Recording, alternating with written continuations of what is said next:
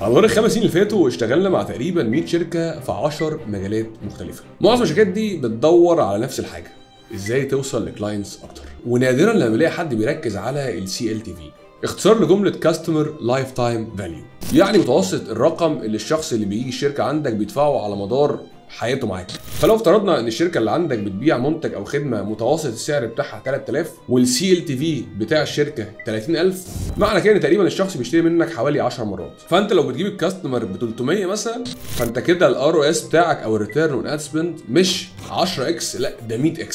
بس ده عشان يحصل محتاج اكتر من حاجه تكون موجوده، بس انا هركز في الفيديو ده معاك على اهم حاجتين.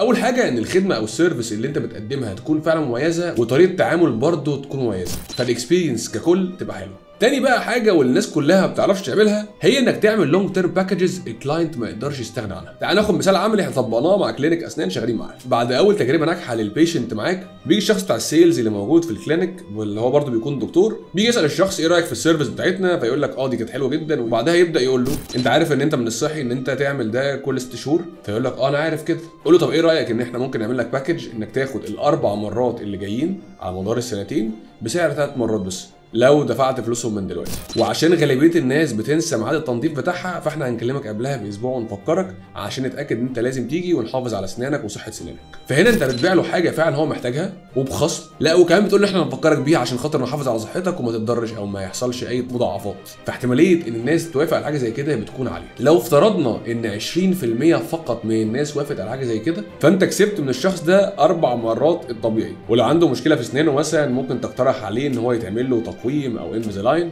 او حتى فينيرز على حسب الحاله بتاعته. في بقى للموضوع ده استراتيجيز كتيره قوي وتكنيكس كتيره تقدر بيها ان انت تزود المبيعات بتاعتك بشكل مش طبيعي، وفي نفس الوقت يبقى البيشنتس مبسوطين جدا بيك. ودي حاجه مش تقليديه الايجنسيز بتعملها، بس احنا ده جزء من السيرفيس اللي احنا بنقدمه في بيوند ميديا عشان خاطر نميك شور ان الكلاينت اللي شغال معانا يقدر يماكسمايز الريفينيو بتاعته. فلو انت انترستد دوس على اللينك اللي موجود في البايو عشان خاطر تسجل ميعاد ميتنج، وحد من التيم هيخش معاك الميتنج ويعرف ايه المشاكل اللي بتواجهها وازاي ممكن نحلها لك. ولو هنقدر فعلا نحلها نعرفك ده ونعرفك التكلفه بتاعته قد ايه ونبدا مع بعض. انا كريم حنفي، سلام.